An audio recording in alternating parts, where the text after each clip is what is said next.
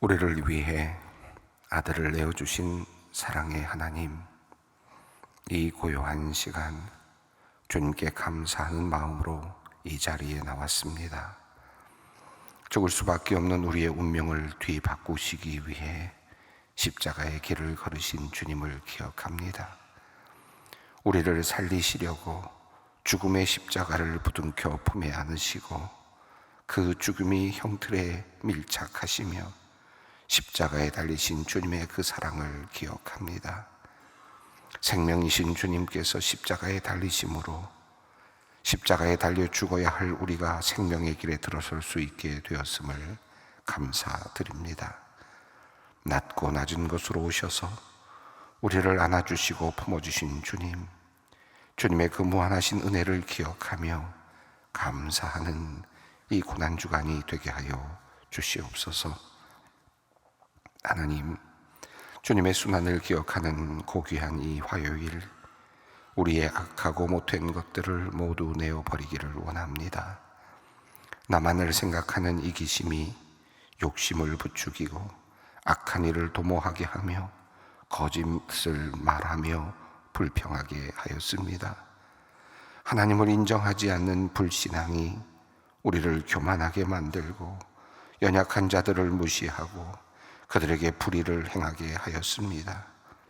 그 불신앙이 우리로 악한 일에 용감하게 하였으며 도둑질하며 살인하며 거짓을 행하며 간음하게 하였습니다. 주님, 우리의 죄를 용서하여 주시옵소서. 주님께서 지신 그 십자가에 우리의 교만과 불신앙과 이기심과 욕망과 정욕을 모두 함께 못 받게 하여 주시옵소서. 새 사람으로 변화되는 거룩한 역사가 이 고난주간에 우리 가운데 나타나게 하여 주시옵소서. 하나님, 오늘 이 시간 마음이 한없이 무너진 영혼들을 위하여 기도합니다. 하나님께서 주신 것들이 참 많이 있지만 그래서 물질적으로나 사회적으로나 부족한 것이 없음에도 마음이 약해져서 그의 삶을 지탱할 수 없는 처지에 이른 이들이 있습니다. 하나님, 그 연약해진 마음에 주님께서 찾아와 주시옵소서. 말씀으로 힘을 얻게 하시고 기도로 생명력이 살아나게 하시며 성령의 능력으로 다시 일어서게 하여 주시옵소서. 막힌 환경이나 문제가 있다면 주님께서 풀어주시고 눈을 열어주셔서 앞에 보이는 무서운 적들 뒤에 서 있는 하나님의 천군과 천사들을 볼 수 있게 하여 주시옵소서. 과거의 아픈 상처가 끊임없이 도지고 번져서 아물지 않는 아픔과 고통 속에 살아가고 있는 이들이 있습니다. 하나님, 그 상처를 주님의 거룩하신 보혈로 닦아주시고 성령의 불로 태워주시옵소서. 다시는 그 상처가 다시 생겨나지 않도록 주님께서 보듬어 주시고 새 희망을 그 마음에 심어 주시옵소서. 관계가 회복되고 마음이 평안을 얻고 새로운 마음으로 설 수 있도록 주님 은혜를 내려 주시옵소서. 아버지 하나님, 오늘 이 자리에 참으로 힘겨운 인생의 문제를 가지고 나온 이들이 있습니다. 앞길이 보이지 않아서 막막한 마음으로 나온 이들, 탈출구가 보이지 않는 가정의 문제, 부부간의 문제, 자녀의 문제로 눈물을 흘리며 주님 앞에 나온 이들, 이제 무엇을 어떻게 해야 할지 알 수 없어 지혜를 구하는 마음으로 주님께 나온 이들, 사업의 어려운 문제를 들고 도움을 구하며 주님 앞에 나온 이들이 있습니다. 주님, 한 사람 한 사람의 사연이 다르고 아픔이 다르고 고통이 다르지만 주님께서는 이 모든 문제를 아시며 또한 풀어주시며 길을 열어주시며 힘을 주실 줄 믿습니다. 기도의 자리에 나온 이들이 돌아갈 때에는 주님께서 내려주시는 은혜를 듬뿍 받고 기쁨과 소망으로 돌아가게 하시며 그들의 삶의 자리에서 역사하시는 하나님의 손길을 분명히 경험케 하여 주시옵소서. 하나님 아버지, 이 땅에서 일어나고 있는 참으로 참혹한 일들을 보며 주님께 기도합니다. 우크라이나와 러시아 간의 전쟁이 아직도 지속되고 있고 미국과 이란 간의 전쟁이 지금 중동 지역 국가들에게까지 미치며 이 전쟁의 소용돌이가 어디까지 갈지 모를 상황이 되었습니다. 하나님, 참으로 인간의 악함과 못됨과 죄성을 다시 확인하게 됩니다. 자신과 나라의 이익을 위해서라면 어떠한 싸움도 전쟁도 불사하는 우리의 모습을 보며 하나님께서 얼마나 마음 아파하실까를 생각합니다. 하나님, 이제 이들의 전쟁을 막아 주시옵소서. 국가의 지도자들에게 자신들의 국익보다 인류애적 평화를 선택할 수 있는 마음을 부어주시고 분노를 이기는 이성과 보복보다 생명을 아끼는 지혜를 허락하여 주시옵소서. 계속된 무력 충돌과 증오의 사슬이 가져올 참혹한 비극과 무고한 이들의 눈물을 생각하게 하시고 총칼이 아닌 인내와 대화로 이 전쟁을 풀어나갈 지혜를 더하여 주시옵소서. 하나님, 전쟁으로 고통당하고 있는 수많은 이들을 위해 기도합니다. 이미 사랑하는 이를 잃고 눈물을 흘리는 이들이 수없이 많이 있습니다. 어린 생명이 수없이 살해당하였고 많은 시민이 집을 잃고 가족을 잃고 직업을 잃고 재산을 잃은 채 절망 속에서 방랑하고 있습니다. 하나님, 아파하는 그 마음을 주님께서 아십니다. 울고 있는 자들과 함께하여 주시옵소서. 사랑하는 아들 예수의 죽음을 곁에서 지켜보며 통곡하였던 마리아의 그 눈물을 기억하여 주시고 오늘도 죽은 이들의 곁에서 눈물을 흘리는 이들을 주님께서 살펴주시고 위로하여 주시옵소서. 하나님, 육신의 질병으로 고통받는 환우들을 위하여 간구합니다. 오래된 항암 치료로 몸과 마음이 지친 이들이 있습니다. 갑작스러운 사고로 급히 수술대에 오른 분이 있습니다. 오랜 투병 중에 이제 새로운 치료의 길을 찾아야 하는 이들이 있습니다. 능력의 주님께서 이들의 연약한 부위에 안수하여 주심으로 놀라운 기적이 나타나기를 원합니다. 모든 나쁜 암세포와 염증, 바이러스가 깨끗이 소멸되고 새로운 치료의 길이 열리며 모든 수술이 안전하고 바르게 진행되기를 원합니다. 환우를 돌보는 가족들에게 힘과 용기를 주시며 또한 그 가족들을 돌보며 함께 기도하는 우리 성도님들에게도 주님께서 위로와 기쁨을 더하여 주시옵소서. 함께 기도함으로 하나님의 은혜도 함께 보고 누리게 하여 주시옵소서. 이제 오늘 우리에게 허락하실 생명의 말씀으로 나아갑니다. 우리를 위해 험한 십자가를 지시고 고통당하신 주님을 더욱 깊이 묵상하는 시간으로 우리를 이끌어 주시옵소서. 우리를 위해 자신의 모든 것을 내어놓으신 우리 주 예수 그리스도의 이름으로 기도 올리옵나이다. 아멘. 오늘의 말씀입니다. 누가복음 23장 35절로 43절까지 말씀입니다. 누가복음 23장 35절로 43절까지 말씀을 함께 봉독하겠습니다. 백성은 서서 구경하는데 관리들은 비웃어 이르되 저가 남을 구원하였으니 만일 하나님이 택하신 자 그리스도이면 자신도 구원할지어다 하고 고인들도 희롱하면서 나와 신포도주를 주며 이르되 네가 만일 유대인의 왕이면 네가 너를 구원하라 하더라. 그 위에 있는 유대인의 왕이라 쓴 패가 있더라.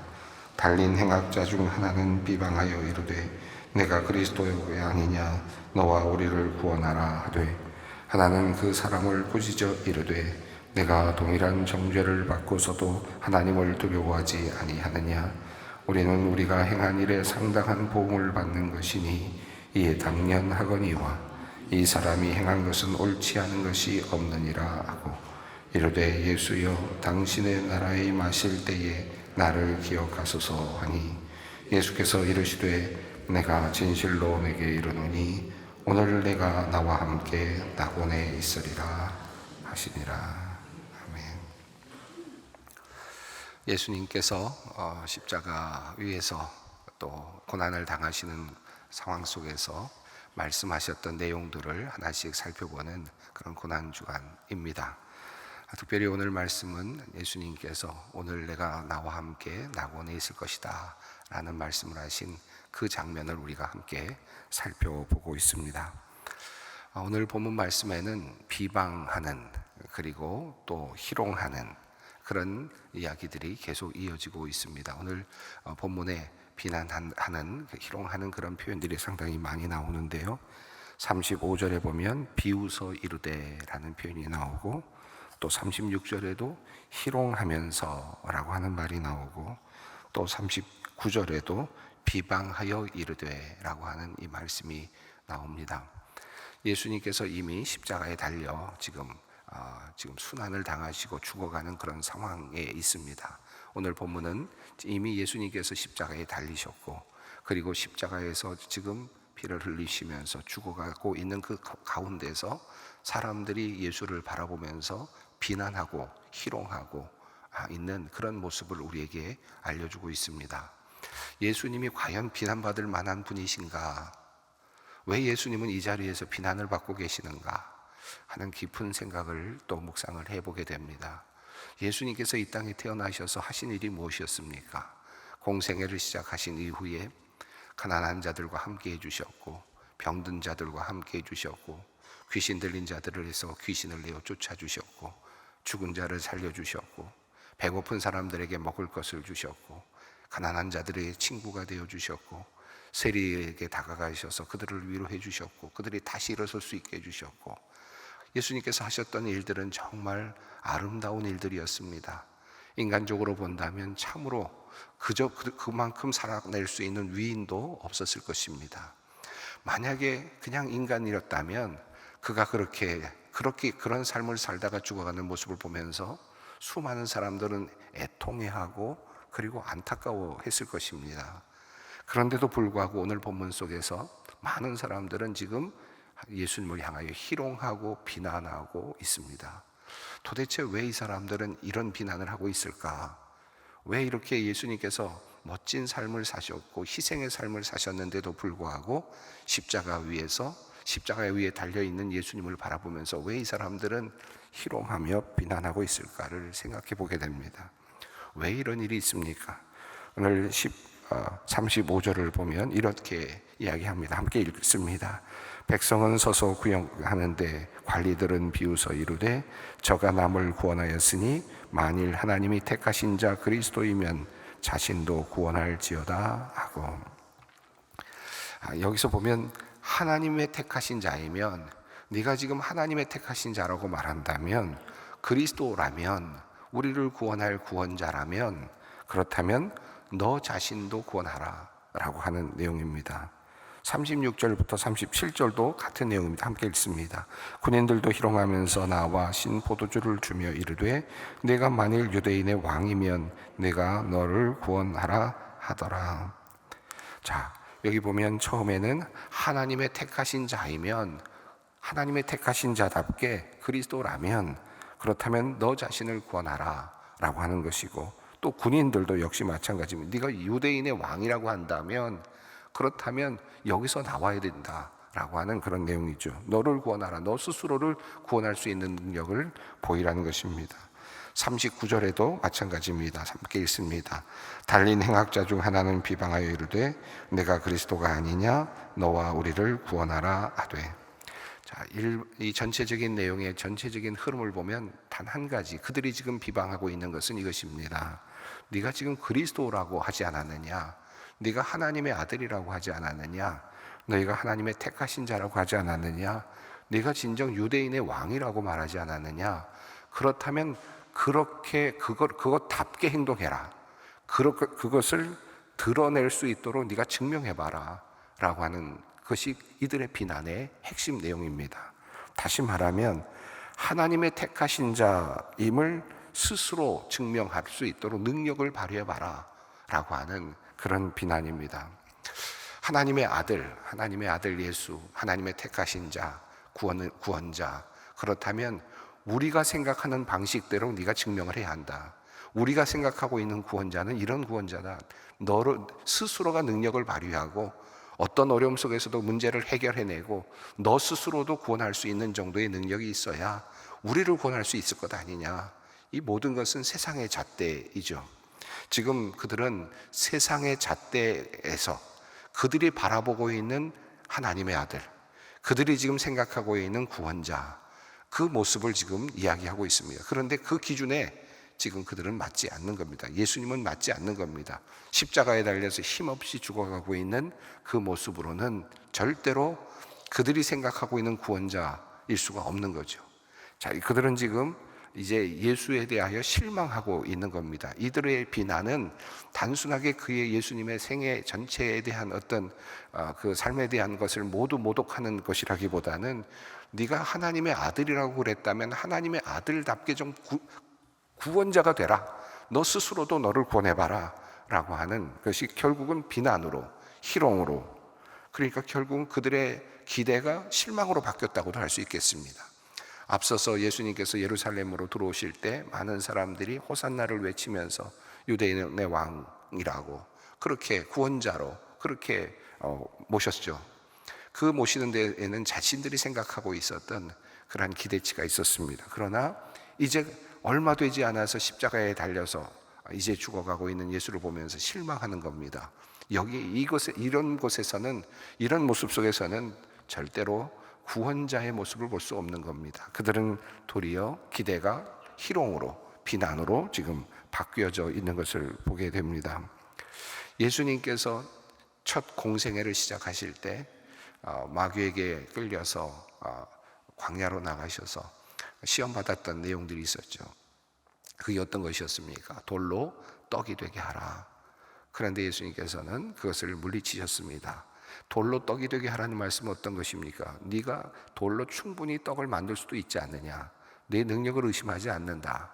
그런데 그 돌로 떡을 만들므로써 너를 위하여 너의 능력을 사용해봐라 라고 하는 것 아니었습니까? 너는 충분히 그럴 능력이 있다. 하나님의 아들이니까. 그러니까 너는 충분히 창조의 그 자리에도 너는 있지 않았느냐. 그러니 네가 돌로 떡을 만든다는 것은 가능한 것 아니겠느냐. 그런데 너를 위해서 그 일을 한번 사용해봐라. 그 능력을 사용해봐라 라고 했지 않습니까? 그런데 어땠습니까? 예수님께서는 단호히 거절하셨습니다. 자기 자신을 위하여 하나님의 능력, 자신의 능력을 사용하시는 일을 거절하셨습니다. 또 어땠습니까? 성전 위에 올라가서 높은 곳에서 뛰어내려라. 그러면 하나님께서 너를 천사들이 와서 떠받들어 주지 않겠느냐? 그렇게 되면 수많은 사람들이 보고 네가 정말 메시아인 줄 알지 않겠느냐? 영웅인 줄 알지 않겠느냐? 그러면 네가 정말 모든 사람들에게 위대한 왕이 될 수 있지 않겠느냐? 라는 그런 유혹 아니었습니까? 그런데 예수님께서는 어떻게 말씀하셨습니까? 네, 하나님 여호와를 시험하지 말라 말씀하시면서 그것을 거절하셨습니다. 예수님께서 공생애를 시작하시면서 시험을 받으셨던 바로 그 시험은 바로 십자가 위에서 마지막으로 이제 그것이 증명되고 있습니다. 단순하게 말로 그렇게 방어하신 것이 아니라 이제는 십자가 위에서 그것을 행동으로 방어하고 계시는 셈이 됩니다. 예수님께서는 똑같은 지금 같은 구조 안에 계십니다. 돌로 떡이 되게 하라. 너를 위하여 너의 능력을 사용해봐라. 그러니 너는 지금 십자가에 달려 있으니 너의 능력을 가지고 너를 위해서 사용해서 십자가에서 내려올 수 있지 않겠느냐. 정말 구원자라면 너를 위해서 그 힘을 사용해봐라 라고 하는 유혹이죠. 또 어떻습니까? 만약에 네가 그쪽에서 내려온다면 너는 그리스도이라는 사실을, 메시아라는 사실을, 네가 능력이 어떤 하나님의 사람이라는 사실을 분명하게 증거할 수 있지 않겠느냐. 그러면 모든 사람들이 경배할 수 있지 않겠느냐. 그러면 너의 목적이 이루어지는 것 아니냐 라고 하는 그러한 유혹이었습니다. 예수님의 그 십자가는 그 첫 번째 마귀 앞에서 고통당하시면서 굶주리시면서 받았던 시험과 아주 밀접하게 연결되어 있음을 보게 됩니다. 자, 이렇게 예수님께서는 지금 그들로부터 비난을 받고 비아냥을 받습니다. 그러니 이 군인들, 또 구경하는 사람들, 또 행악자들의 이 이야기는 마귀의 소리이기도 했습니다. 이제 너가 하려고 했던 이 구원을 이제 너를 스스로 증명함으로써 한번 해봐라, 영웅이 돼봐라 라고 하는 그런 요청이었습니다. 자, 그런데 예수님께서는 그럼에도 불구하고 내려오지 않으시죠.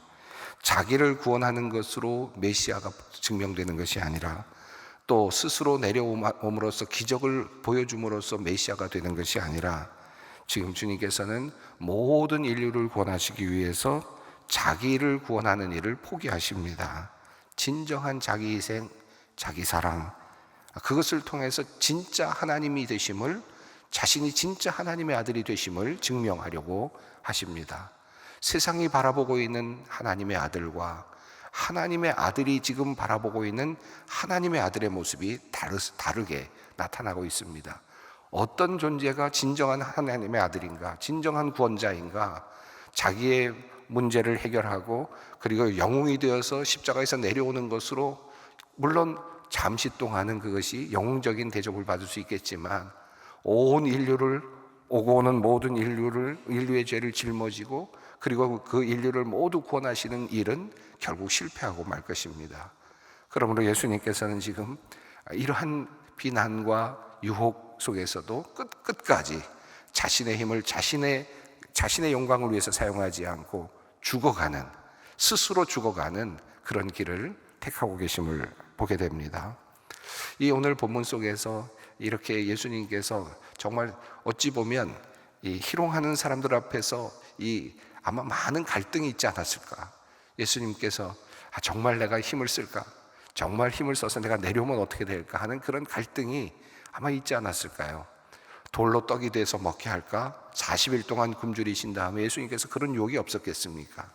그런데 예수님께서는 그것을 꿋꿋이 참으시면서 이겨내시면서 죽음의 길로 지금 들어가고 계십니다. 오늘 이야기 속에는 이 예수님께서 아주 끝까지 그리스도이심을 스스로 증명하시기 위해서 끝까지 희생하고 계시는 이 자리에 두 사람이 나오죠. 행악자 중 한 사람, 또 다른 한 사람, 예수님의 십자가 주변에 함께 십자가에 달리고 있었던 두 사람의 이야기가 나옵니다. 한 사람은 예수님을 비방했고 한 사람은 예수님에 대하여 이제 고백을 하는 내용이 나옵니다. 39절은 달린 행악자 중 하나로 예수님을 비방했습니다. 자, 그런데 또 다른 한 사람의 이야기가 등장합니다. 40절입니다. 함께 읽습니다. 하나는 그 사람을 꾸짖어 이르되 내가 동일한 정죄를 받고서도 하나님을 두려워하지 아니하느냐. 41절입니다. 우리는 우리가 행한 일에 상당한 보응을 받는 것이니 이에 당연하거니와 이 사람이 행한 것은 옳지 않은 것이 없느니라 하고.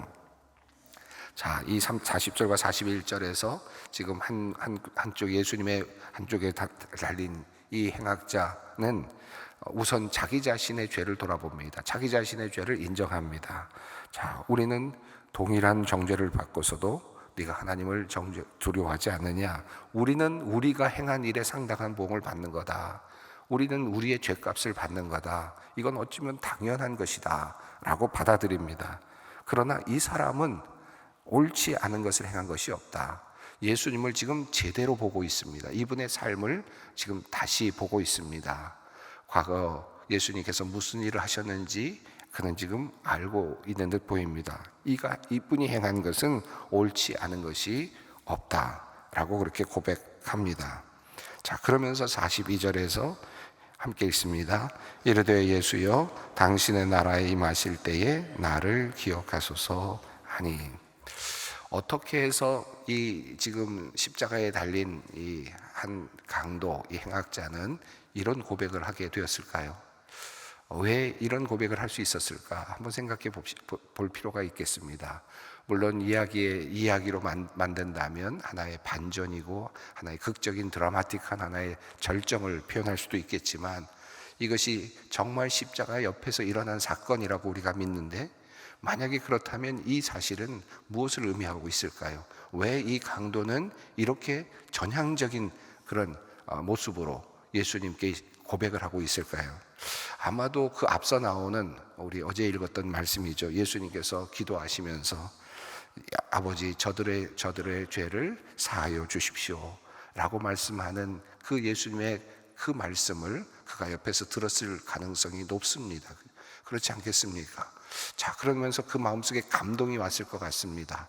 저분은 도대체 어떤 분인가? 내가 알기로는 가난한 자들과 함께하고 세리들과 함께 하시며, 그리고 병자들을 고치시고, 그리고 이렇게 힘없는 자들과 함께 해주셨다는데, 그런 분이 이제 억울하게 죽음을 당하는 것 같은데, 그런데 그 십자가 위에서도 아버지 저들을 사하여 주십시오 라고 말씀하고 있는 저분은 도대체 누구일까? 아마도 그는 그 마음속에 아마 감동이 있었을 것 같습니다. 그것이 출발점이었을 가능성이 높습니다. 자, 그리고 예수님의 그 십자가 위에 놓여있는 유대인의 왕이라고 하는 팻말을 아마 그도 보았을 것입니다. 예수님의 그 모습, 그리고 성령의 조명이 그와 함께 했을 가능성이 있습니다. 아마도 그는 지금 이 전향적인 그 변화의 모습을 보면 이것은 전적으로 하나님의 역사하심이다라는 것을 깨닫게 됩니다. 그 짧은 순간에 그는 예수님의 기도를 들었을 것이고, 그의 눈이 열렸을 것이고, 그리고 예수님이 바로 보였을 것입니다. 아, 이분은 우리의 구원자이시다. 이분은 내가 기대할 만한 분이시다. 내가 붙잡아야 될 분이시다. 내가 꼭 이분에게 나아가야 될 사람이다 라고 하는 사실을 깨달았을 것입니다. 결국 이것은 성령의 역사, 강력한 성령의 역사가 아니고서는 일어날 수 없는 일이었습니다. 그러므로 하나님께서는 한 강도의 눈을 열어주시면서, 그 마음을 열어주시면서 강력한 성령의 능력 가운데서 예수님을 제대로 볼 수 있게, 아주 그 짧은 시간에 예수님을 제대로 바라볼 수 있게 만들어 주셨습니다. 자, 그래서 그는 고백하죠. 42절에서 함께 읽습니다. 이르되 예수여 당신의 나라에 임하실 때에 나를 기억하소서. 여기서 그는 예수여라고 말합니다. 주님이라고도 말하지 않고 선생님이라고도 말하지 않고 예수의 이름을 부릅니다. 이분 예수, 예수라고 하는 이름을 가지신 바로 이분이 우리의 구원자가 되신다라는 확신이 섰습니다. 그리고 그는 이미 바라봅니다. 아, 이분은 그냥 여기서 죽으신 다음에 십자가에 달리신 다음에 그냥 끝날 분이 아니다. 이분은 하나님의 나라를 이끄실 분이다. 성령의 도우심이 아니고서는 볼 수 없는 것을 보았습니다. 아, 이분은 당신의 나라를 끌고 오실 분이시다 라는 것을 순간적으로 보았습니다. 그래서 그는 말합니다. 나를 기억해 주십시오. 하나님의 나라를 끌고 오실 때 주님은 나를 기억해 주십시오. 그는 단순히 이 하나만을 기도했습니다. 나를 기억해 달라. 자, 그런데 이 기억해 달라는 이 말이 어마어마한 말입니다. 왜냐하면 하나님께서 기억하시는 순간, 예수님께서 그를 기억하시는 순간 놀라운 역사가 나타나기 때문입니다. 기억하시는 그 순간만으로 그의 이 운명은 완전히 바뀌는 겁니다. 바로 그 바뀌는 운명이 43절에 나타나죠. 함께 읽습니다. 예수께서 이르시되 내가 진실로 내게 이르노니 오늘 내가 나와 함께 낙원에 있으리라 하시니라. 예수님께서는 그 강도가 지은 죄가 어느 정도인지, 죄목이 어느 정도인지 모르지만 사형에 처할 만큼의 죄인이니까 아마 극악무도한 죄를 지었을 가능성이 높습니다. 그럼에도 불구하고 주님 앞에 나를 기억해 주십시오라고 말하는 이 한마디에, 이 탄원의 말씀에 주님께서는 즉각적으로 반응하십니다. 오늘이라고 하는 말씀입니다. 네가 자격이 되면, 나중에 뭔가 좀 더 좋아지면, 상태가 더 좋아지면 나중에, 이런 말씀이 아니라 그저 주님께서는 그 말씀 하나에 모든 것을 다 주십니다. 오늘이라고 하는 구원의 시급성, 그리고 확실성이 주어집니다. 그리고 내가 나와 함께 있을 것이다. 내가 너와 함께 할 거다 라고 하는 말씀. 그리고 너는 나와 함께 낙원에 있을 것이다.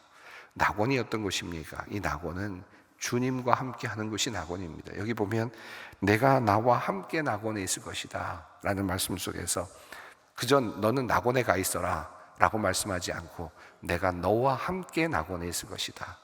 주님과의 친밀한 교제 안으로 들어갈 것을 약속해 주셨습니다. 저는 이 말씀을 읽으면서 이런 생각을 합니다. 저는 이 말씀을 읽을 때마다 늘 이런 생각을 하곤 합니다. 야, 이런 일들이 얼마나 이 역사 속에서 죽음의 바로 그 절체절명의 순간마다 일어났을까, 그런 생각을 합니다. 어떤 분들은 이런 이야기를 해요. 우리 아버님이 예수님을 잘 믿지는 않으셨는데, 예수님을 알고는 계셨는데 마지막에 그만 고백을 못하고 돌아가셨는데, 천국 가셨을까요? 아니면 천국에 못 가셨을까요? 라고 물는 분들이 종종 있습니다. 저는 그분의 모든 것을 알지 못하죠. 그분이 천당 갔습니다, 아니면 아닙니다, 저는 대답을 할 수는 없죠. 그런데 한 가지, 저는 이 말씀을 읽을 때마다 하나님의 가능성은 무한하시다 라는 생각을 합니다. 왜냐하면 여기 이 강도는 극악한 강도였는데도 불구하고 그 죽음의 절체절명의 순간에 예수님이 누군지를 성령을 통해서 본 겁니다. 절체절명의 순간에, 그 잠시의 순간에 예수님이 누군지를 보고는 단 한마디만을 한 겁니다. 나를 기억해 주십시오. 아마도 수많은 사람들이 죽음의 자리에 들어가면서 예수님께서, 하나님께서, 성령께서 열어주시는 그 눈을 통해서 어쩌면 우리가 알 수 없는 무의식의 세계 가운데서라도 하나님께서는 그의 눈을 열어주시면서 성령을 통하여 고백하도록 하시지 않았을까? 만약에 그랬다면 주님께서 뭐라고 하셨을까? 하나님, 나를 기억해 주십시오. 저는 죄인입니다 라는 그 고백 앞에 주님은 즉각적으로 오늘 내가 나와 함께 낙원에 있을 거다 라는 이 말씀을 주시지 않았을까? 우리는 알 수 없습니다. 그리고 그것을 그래야만 된다고도 말할 수도 없습니다. 우리 부모님은 반드시 그랬을 거라고 꼭 이야기할 수도 없습니다. 그러나 이 구원의 놀라운 은혜는 이렇게 크게 펼쳐져 있다. 이것이 우리에게는 희망이고, 이것이 우리에게는 소망이고, 그래서 우리는 감사한 것입니다. 예수님의 이 구원의 놀라운 역사는 정말 모든 사람들을 향하여 열려있는 것을 우리가 다시 보게 됩니다. 오늘 이 자리에서 주님께서 우리를 용서하시고 우리를 구원하신다. 우리가 할 수 있는 단 한마디는 주님, 나를 기억하십시오. 나를 기억해 주십시오. 나를 불쌍히 여겨 주십시오. 이 한마디일 뿐입니다. 함께 기도의 자리로 나가겠습니다. 하늘에 계신 우리 아버지, 아버지의 이름을 거룩하게 하시며 아버지의 나라가 오게 하시며 아버지의 뜻이 하늘에서와 같이 땅에서도 이루어지게 하소서. 오늘 우리에게 일용할 양식을 주시고 우리가 우리에게 잘못한 사람을 용서하여 준 것 같이 우리 죄를 용서하여 주시고 우리를 시험에 빠지지 않게 하시고 악에서 구하소서. 나라와 권능과 영광이 영원히 아버지의 것입니다. 아멘.